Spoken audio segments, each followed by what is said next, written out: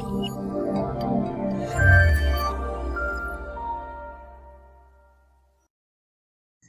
Students, आज हम जिस टॉपिक के बारे में बात करेंगे बहुत ही इम्पोर्टेंट टॉपिक है जो आपके थर्ड सेमेस्टर में थ्रू आउट थर्ड सेमेस्टर काम आने वाला है। इवन थर्ड सेमेस्टर ही नहीं, जब भी आप जॉब में होंगे, जब भी आप क्लास के अंदर पढ़ाएंगे तो उस टाइम पे भी आपके काम आने वाला है। आज हम ब्लूम्स टेक्सोनमी की बात करेंगे। एजुकेशनल ऑब्जेक्टिव से रिलेटेड जो ब्लूम्स ने टेक्सोनमी दी थी 1956 में, ब्लूम्स ने टेक्सोनमी दी थी। वैसे टेक्सोनमी जो वर्ड है वो ग्रीक वर्ड से लिया गया है। टेक्सोनमी का जो वर्ड डिराइव किया गया है ग्रीक वर्ड टेक्सिस से लिया गया है एक तो, जिसका मीनिंग होता है अरेंजमेंट, और जो टेक्सोनोमी टेक्सिस से लिया गया है जिसका मतलब है अरेंजमेंट, एंड नोमस से लिया गया है जिसका मतलब होता है लॉ। टेक्सोनमी एक लॉफुल अरेंजमेंट है, किसी भी चीज़ का एक ऑर्डरली अरेंजमेंट है। जब हम ब्लूम्स टेक्सोनमी की बात करते हैं तो ये जो रिलेटेड है वो एजुकेशनल ऑब्जेक्टिव से रिलेटेड है। तो जब ब्लूम्स टेक्सोनमी की बात करेंगे तो ऑब्जेक्टिव्स का एक ऑर्डरली अरेंजमेंट, एक लॉफुल अरेंजमेंट है जो एजुकेशनल ऑब्जेक्टिव्स का, उसको ब्लूम टेक्सोनमी माना गया है। वैसे जो टेक्सोनमी वर्ड है मोस्टली हम मेडिकल साइंसेज में या लाइफ साइंसेज में यूज़ करते हैं।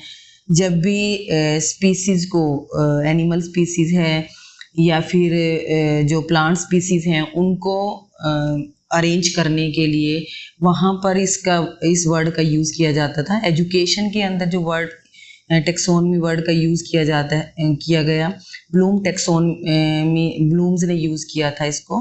ब्लूम उस पर्सन का नाम है जिन्होंने एजुकेशनल ऑब्जेक्टिव से रिलेटेड टेक्सोनमी दी थी। उनका पूरा नाम बेंजामिन एस ब्लूम था। उनके एसोसिएट्स ने और उन्होंने मिलके ही इस टेक्सोनमी को डेवलप किया था, एजुकेशनल ऑब्जेक्टिव से रिलेटेड जो टेक्सोनमी थी। और एजुकेशन के फील्ड में, टीचिंग के फील्ड में अभी तक ब्लूम टेक्सोनमी ही एक लंबे तौर पे यूज़ की जाती रही है। It is widely use taxonomy in education. Bloom's ने, डॉक्टर बेंजामिन एस ब्लूम्स ने इस टेक्सोनमी को देने के लिए, इस टेक्सोनमी को जब बनाया तो उन्होंने चाइल्ड की जो ग्रोथ है, ह्यूमन की जो ग्रोथ है जो एजुकेशन के थ्रू की जाती है, उसको 3 पार्ट्स के अंदर डिवाइड किया। जिसमें फर्स्ट जो पार्ट था कोग्निटिव, उसको फर्स्ट जो डोमेन उन्होंने माना एक चाइल्ड की ग्रोथ के लिए, एक ह्यूमन की ग्रोथ के लिए जब भी हम उसको एजुकेशन प्रोवाइड करते हैं तो वो कोग्निटिव डोमेन, एक फर्स्ट जो डोमेन था वो 3 डोमेन्स में डिवाइड किया उन्होंने ह्यूमन की ग्रोथ को एजुकेशन के थ्रू। कोग्निटिव डोमेन, दूसरा जो था अफेक्टिव डोमेन, और तीसरा जो था वो साइकोमोटर डोमेन, या उसको हम कॉग्निटिव डोमेन का भी नाम देते हैं। कोग्निटिव डोमेन जो है वो हेड से रिलेटेड, यानी कि यहाँ पे इंटेलेक्चुअल डेवलपमेंट की बात करते हैं।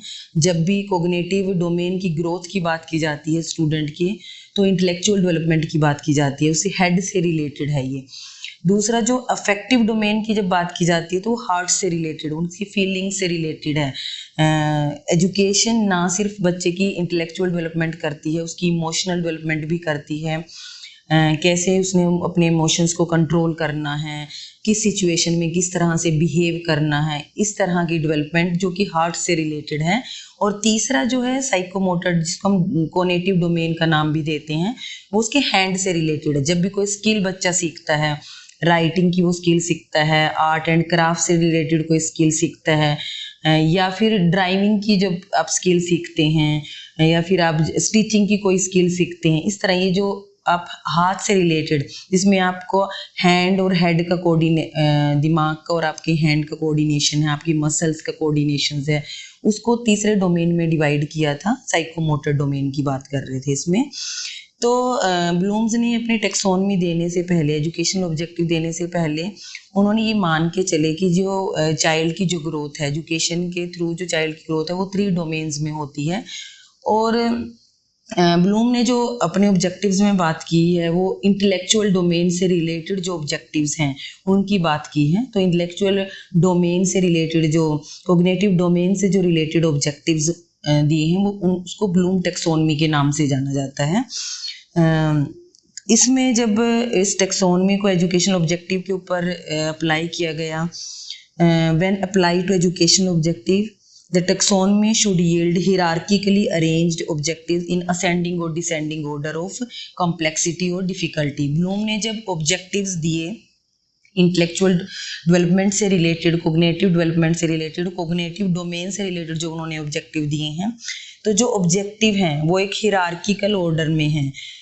उनकी जो कॉम्प्लेक्सिटी है आप उसको किसी भी ऑर्डर में ले सकते हैं, असेंडिंग या डिसेंडिंग ऑर्डर में, नीचे से ऊपर जाते हुए या ऊपर से नीचे, एक पिरामिड फॉर्म में उन्होंने दिए हैं।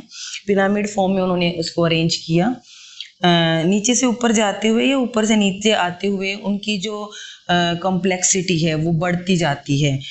जैसे अगर हम फर्स्ट ऑब्जेक्टिव की बात करें, नॉलेज ऑब्जेक्टिव है, उसके बाद अंडरस्टैंडिंग ऑब्जेक्टिव उन्होंने दिया है, उसके बाद एप्लीकेशन ऑब्जेक्टिव दिया है, एनालिसिस दिया है, सिंथेसिस और इवेलुएशन।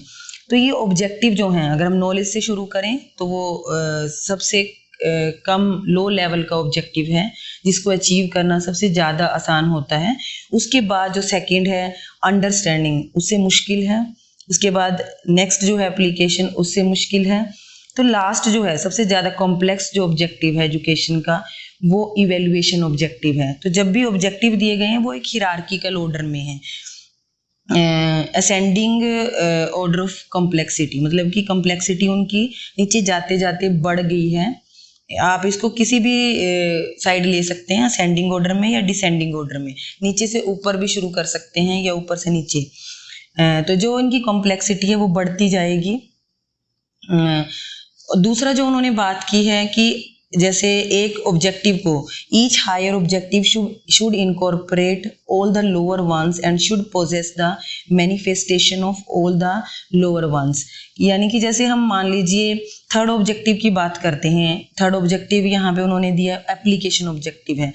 जो एप्लीकेशन ऑब्जेक्टिव को अचीव करने से पहले जो दूसरे जो ऑब्जेक्टिव, उससे पहले वाले जो ऑब्जेक्टिव है, नॉलेज और अंडरस्टैंडिंग जो ऑब्जेक्टिव है, उनको अचीव करना जरूरी होगा।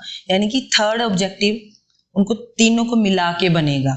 थर्ड जो ऑब्जेक्टिव को अचीव करेंगे तो नॉलेज भी होनी चाहिए, अंडरस्टैंडिंग भी होनी चाहिए, तभी वो उसको अप्लाई किया है। तो इस तरह से एक ऑर्डरली अरेंजमेंट है ऑब्जेक्टिव्स का जो ब्लूम्स ने टेक्सोनमी दी है उसके अंदर।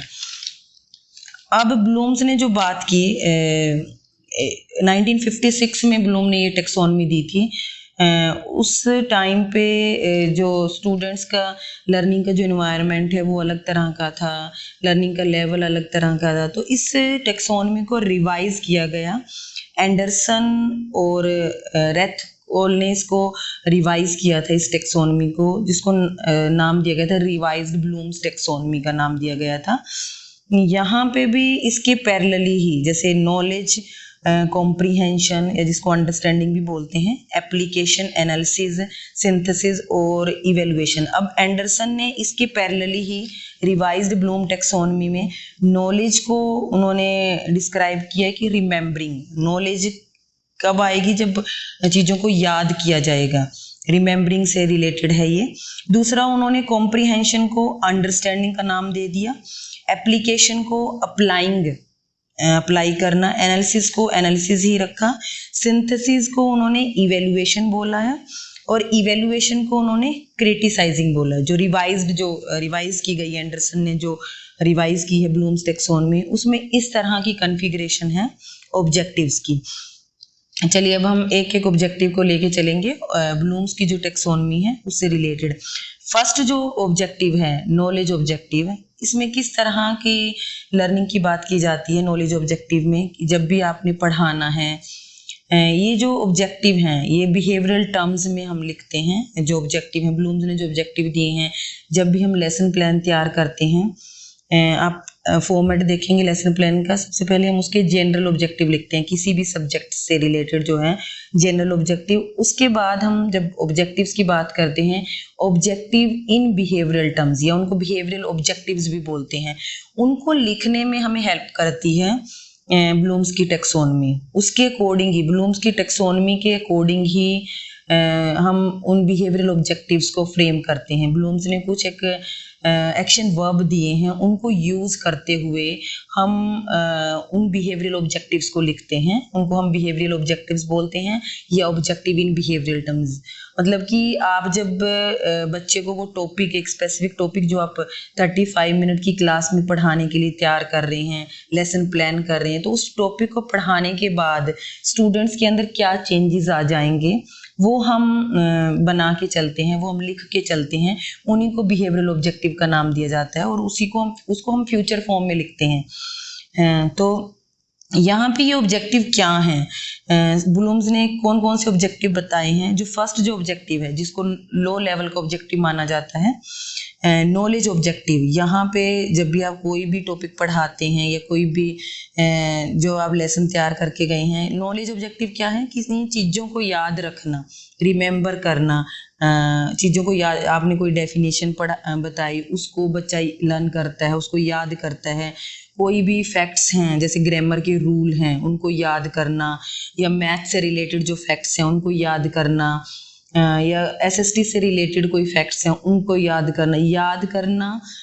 इसमें जो मेनली जो एम्फिसाइज किया जाता है नॉलेज ऑब्जेक्टिव्स में, वो रिमेम्बरिंग पे किया जाता है और ये मान के चला जाता है कि एक बिलो एवरेज स्टूडेंट भी इस ऑब्जेक्टिव को अचीव कर लेगा, याद कर लेगा चीज़ों को। जो भी फैक्ट्स यहाँ पे सब कुछ दिया, जो प्रिंसिपल्स हैं, जो फैक्ट्स हैं वो दिए हुए हैं, वो बनाए गए हैं, उनको सिर्फ स्टूडेंट ने याद करना है और जब भी जब भी उनसे पूछा जाए तो उसको रिकॉल करके बताना है। रिमेम्बरिंग से रिलेटेड है, उसने कोई अपने फैक्ट्स बनाने नहीं है, कुछ भी नहीं करना है, सिर्फ उन जो फैक्ट्स या प्रिंसिपल्स या जो रूल्स दिए गए हैं किसी भी टॉपिक से रिलेटेड उनको याद करने से रिलेटेड है, तभी इसको रिमेम्बरिंग का नाम भी दिया गया है, नॉलेज ऑब्जेक्टिव। सेकंड जो ऑब्जेक्टिव है इसी कैटेगरी में ब्लूम्स की, अंडरस्टैंडिंग ऑब्जेक्टिव है। अब अंडरस्टैंडिंग में क्या है, जो भी प्रिंसिपल्स हैं, जो भी रूल्स हैं, जो भी फैक्ट्स हैं, उनको अंडरस्टैंड करना कि उनके पीछे क्या चीज़, सिर्फ याद, रट्टा मार के याद करना नहीं। जैसे नॉलेज में हम सिर्फ याद करने की बात करते हैं, यहाँ पे अंडरस्टैंडिंग की बात करते हैं। जैसे फॉर एग्जांपल हम लेके चलते हैं कि ग्रामर के जो रूल होते हैं, नाउन की हम बात करते हैं। अब नाउन जो है, नाउन जब हम बच्चे को सिखाते हैं तो सिर्फ नाउन की डेफिनेशन याद करना वो नॉलेज ऑब्जेक्टिव है कि उसने याद कर लिया कि नाउन क्या होता है।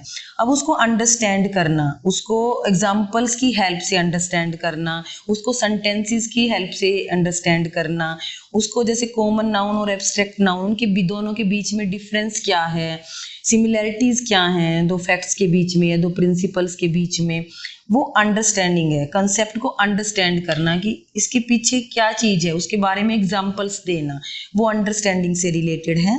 तो ये नॉलेज से हायर लेवल का ऑब्जेक्टिव है अंडरस्टैंडिंग।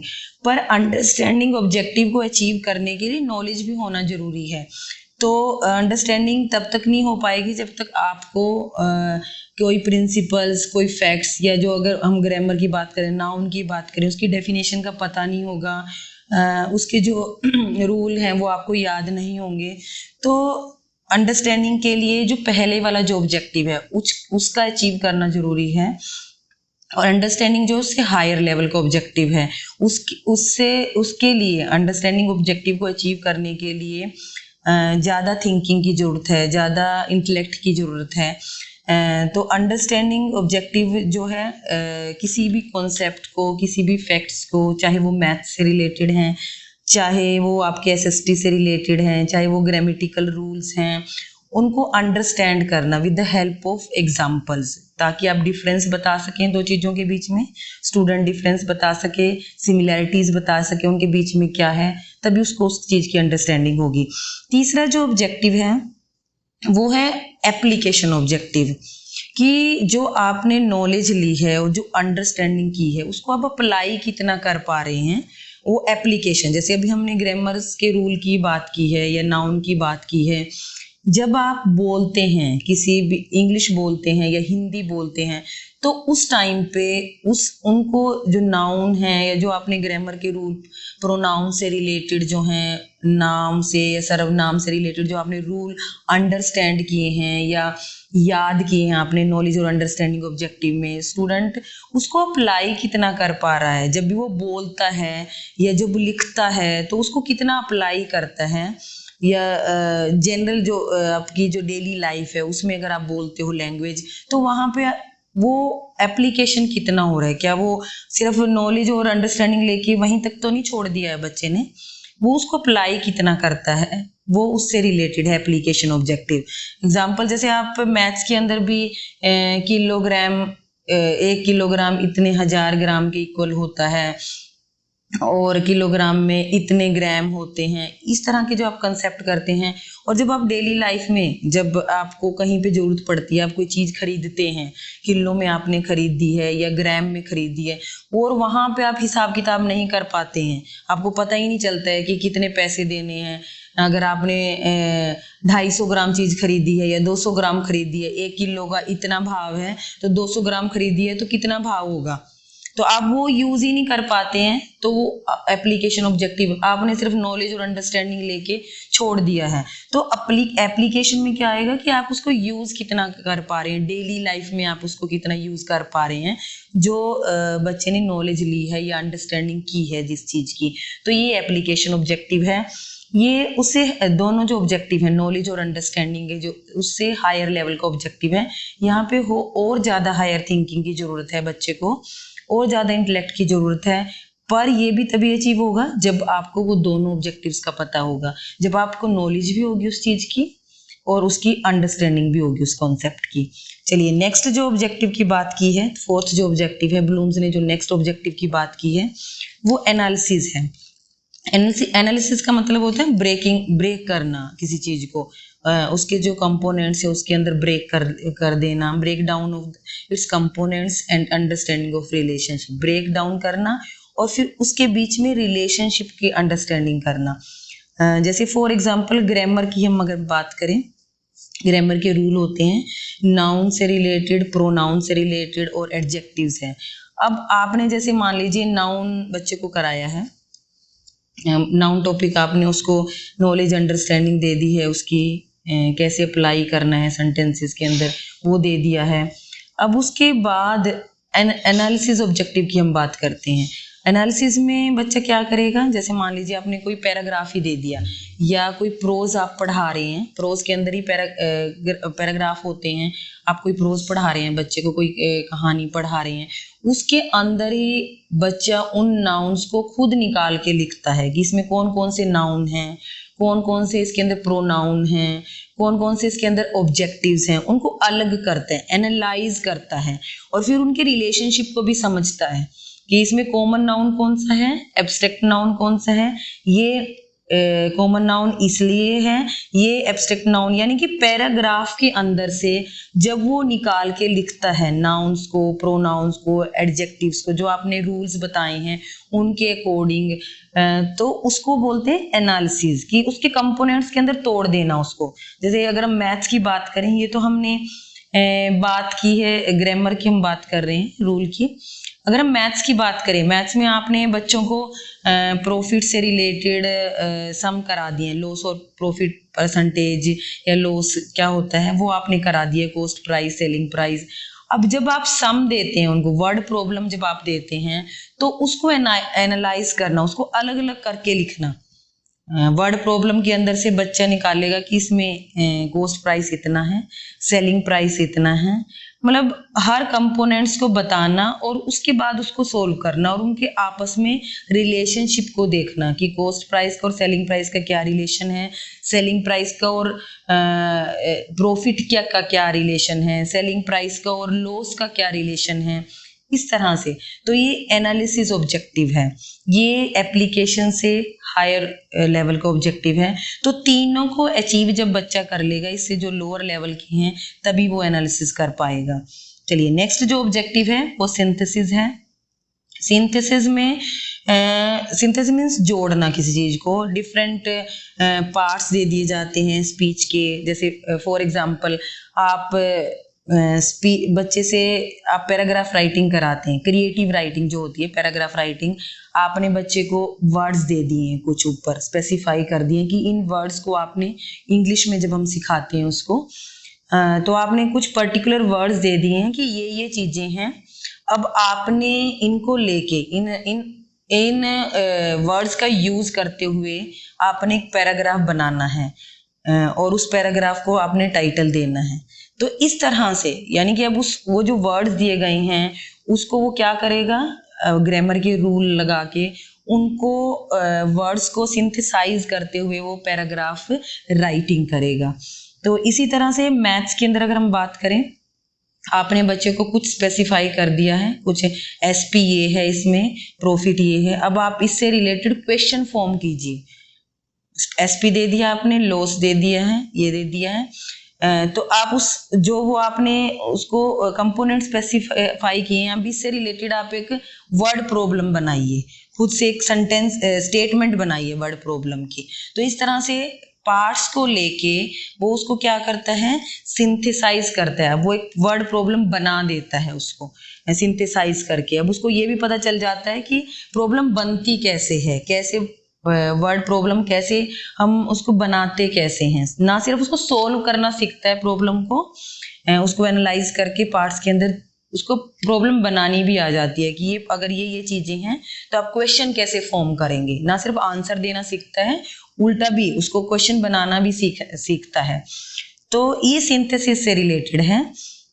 अब नेक्स्ट जो ऑब्जेक्टिव है, सबसे हायर लेवल का जो ऑब्जेक्टिव है वो इवेल्युएशन है। अब इवेल्युएशन में क्या है, ये सबसे हायर लेवल का ऑब्जेक्टिव है, इसमें हायर थिंकिंग की जरूरत है।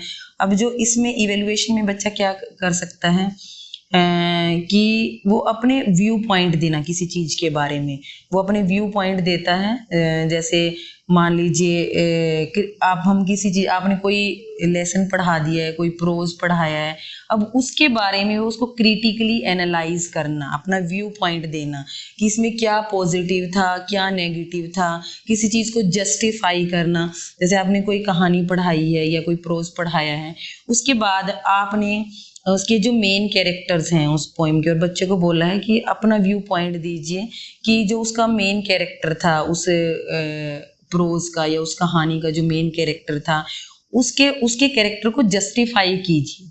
अब वो उसमें अपना व्यू पॉइंट देगा, उसमें क्या पॉजिटिव था, क्या नेगेटिव था, यानी कि सब कुछ उसने अपनी वर्डिंग में लिखना है, जस्टिफाई करना है, उसको क्रिटिसाइज करना, किसी चीज को क्रिटिकली एनालाइज करना। ये सारा जो ऑब्जेक्टिव है वो इवेल्युएशन से रिलेटेड है, और ये सबसे हायर लेवल का ऑब्जेक्टिव है, और उसमें हायर थिंकिंग की जरूरत है।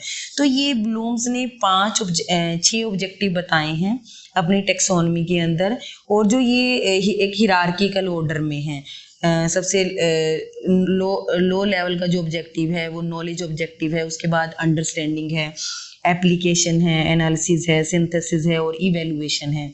तो जब भी एज अ टीचर भी जब भी आप लेसन प्लान तैयार करते हैं, तो जब भी बिहेवियरल ऑब्जेक्टिव्स लिखने हैं तो इन सबको कंसीडर करना है। और ये ज़रूरी भी नहीं है कि आपके सारे जो ऑब्जेक्टिव हैं आपके सारे स्टूडेंट अचीव कर पाएँ क्लास के अंदर। ये भी डिपेंड करता है, क्योंकि क्लास के अंदर भी इंडिविजुअल डिफरेंसेस होते हैं। बिलो एवरेज स्टूडेंट भी हैं आपके पास, एवरेज स्टूडेंट भी हैं, अबव एवरेज भी हैं, गिफ्टेड भी हैं। तो हमने सबको देखते हुए ये इन ऑब्जेक्टिव्स को फ्रेम करना है। तो गिफ्टेड, हम इवेल्युएशन जो ऑब्जेक्टिव है, जो हायर लेवल का जो गिफ्टेड स्टूडेंट है, जो कि कुछ एक क्वांटिटी में होते हैं आपके पास, 2 3 4 जो जितने भी हैं आपकी क्लास के अंदर, वो इस ऑब्जेक्टिव को अचीव कर पाएंगे। तो जब भी ऑब्जेक्टिव फ्रेम करने हैं सभी स्टूडेंट्स को, जैसे एक बिलो एवरेज स्टूडेंट है वो नॉलेज या अंडरस्टैंडिंग ऑब्जेक्टिव को अचीव कर पाता है, तो इन सारे ऑब्जेक्टिव को कंसीडर करके इनको ऑब्जेक्टिव को बना के चलना है। एग्जाम भी जब आपका लिया जाता है, जब भी पेपर बनाया जाता है, जब भी क्वेश्चन पेपर तैयार किया जाता है, तब भी इन ऑब्जेक्टिव को कंसीडर किया जाता है, और तभी वो 35% जो पासिंग मार्क्स हैं वो रखे जाते हैं, ताकि एक जो बिलो एवरेज स्टूडेंट भी है उसमें नॉलेज से रिलेटेड, जो नॉलेज और अंडरस्टैंडिंग से रिलेटेड जो इस तरह के क्वेश्चंस डाले जाते हैं, ताकि एक बिलो एवरेज स्टूडेंट भी उनको अचीव कर पाए। तो ना सिर्फ लेसन प्लान बनाते हुए, जबकि एक पेपर बनाते हुए भी हम इन ऑब्जेक्टिव्स का ध्यान रखते हैं। तो ये अभी हमने ऑब्जेक्टिव की बात की। अब ब्लूम्स ने जो ऑब्जेक्टिव दिए हैं, अभी ने जो बात की है, knowledge objective, understanding objective, application objective, analysis, synthesis और इवैल्यूएशन। अब जब भी सबसे ज़्यादा मुश्किल आती है कि जब भी हम लेसन प्लान बनाते हैं तो उनको बिहेवियरल टर्म्स में कैसे लिखना है। तो उन बिहेवियरल टर्म्स में लिखने के लिए ऑब्जेक्टिव्स को ब्लूम्स ने कुछ एक्शन वर्ब, हर ऑब्जेक्टिव के अंडर कुछ एक्शन वर्ब स्पेसिफाई किए हैं।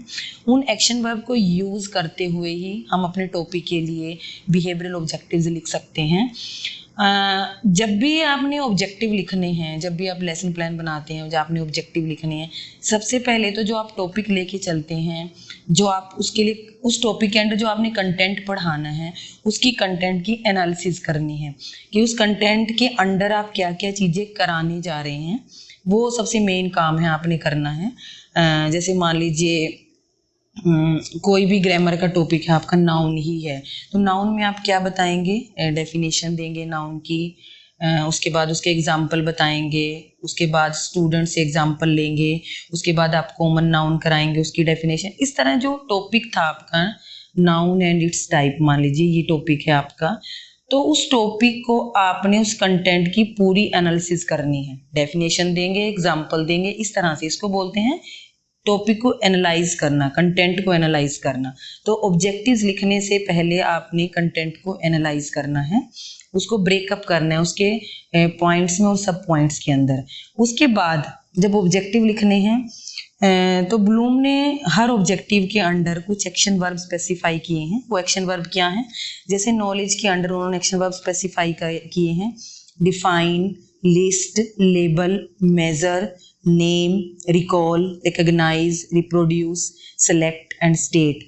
और ये जरूरी भी नहीं है कि आप जब भी ऑब्जेक्टिव लिखते हैं अपने टॉपिक के लिए कि नॉलेज का ये हर एक्शन वर्ब आपके टॉपिक के अंदर यूज होगा, जरूरी नहीं है ये, इसमें से कोई एक्शन वर्ब, और ये भी हो सकता है कि कई बार ना भी यूज हो।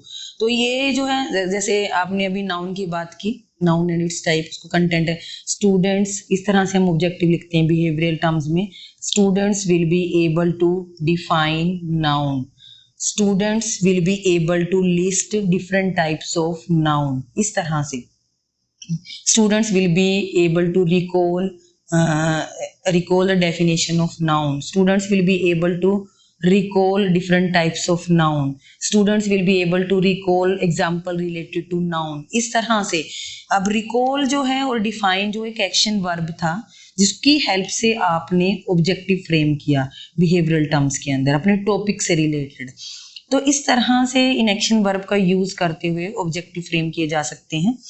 सेकंड जो है कॉम्प्रीहेंशन या अंडरस्टैंडिंग ऑब्जेक्टिव जिसको हम बोलते हैं, उसके लिए भी ब्लूम ने कुछ एक्शन वर्ब स्पेसिफाई किए हैं, change, classify, distinguish, explain, formulate, identify, illustrate, indicate, interpret, justify, जज, name, represent, select, summarise, transform, translate. तो इनका यूज किया, ये भी आपके टॉपिक के अकॉर्डिंग है कि इनमें से कौन सा ऑब्जेक्टिव आप, कौन सा एक्शन वर्ब यूज हो रहा है आपके टॉपिक के अंडर। जैसे नाउन की हमने बात की, नाउन एंड इट्स टाइप्स में, यहाँ students will be able to distinguish between different types of noun, students will be able to name different types of noun, students will be able to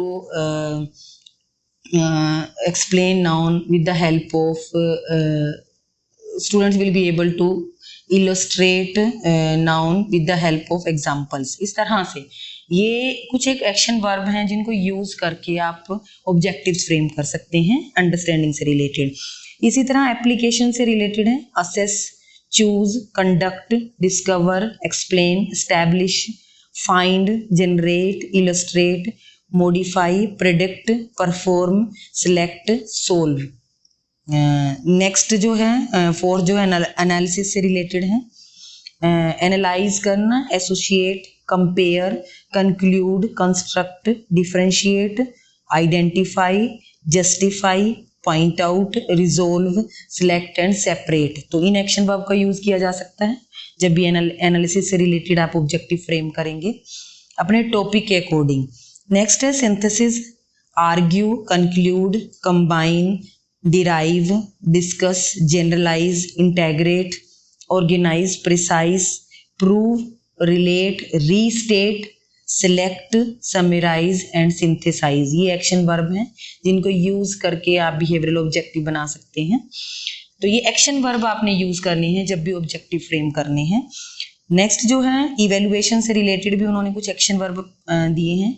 associate, choose, compare, criticise, conclude, defend, determine, evaluate, जज, summarise, support and verify. तो ये action verb हैं evaluation से related, जिनका आप use करके अपने topic के अकॉर्डिंग, अपने कंटेंट के अकॉर्डिंग ऑब्जेक्टिव फ्रेम कर सकते हैं।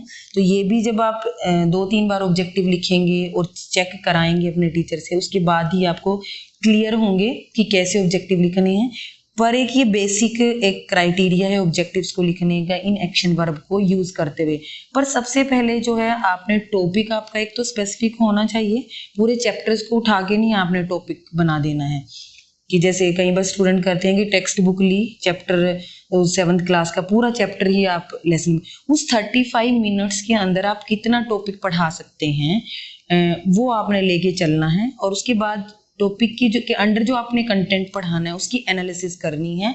फिर उसके बाद ये एक्शन वर्ब यूज करके करते हुए डिफरेंट ऑब्जेक्ट आपने ये फ्यूचर टेंस में बनानी है। Students will be able to define, students will be able to compare, students will be able to distinguish, students will be able to verify, जो भी आपका टॉपिक है।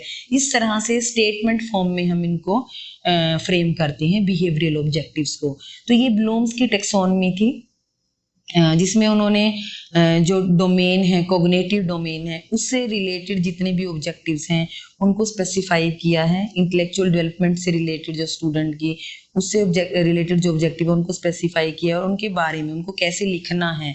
एज ए टीचर आपने जब भी लेसन प्लान बनाना है तो कैसे बिहेवियरल टर्म्स में ऑब्जेक्टिव लिखने हैं, उनको जो एक्शन वर्ब उन्होंने कुछ प्रोवाइड किया उनको ही यूज करके आपने उन ऑब्जेक्टिव्स को बनाना है। तो आज की वीडियो के लिए इतना ही। होप कि आपको ये वीडियो पसंद आई होगी। अगर आपको पसंद आई है तो आप इस वीडियो को लाइक कीजिए, चैनल को सब्सक्राइब कीजिए और प्लीज़ अपने कमेंट करना ना भूलिए। आपके कमेंट जो हैं फीडबैक का काम करते हैं। Thanks for watching this video.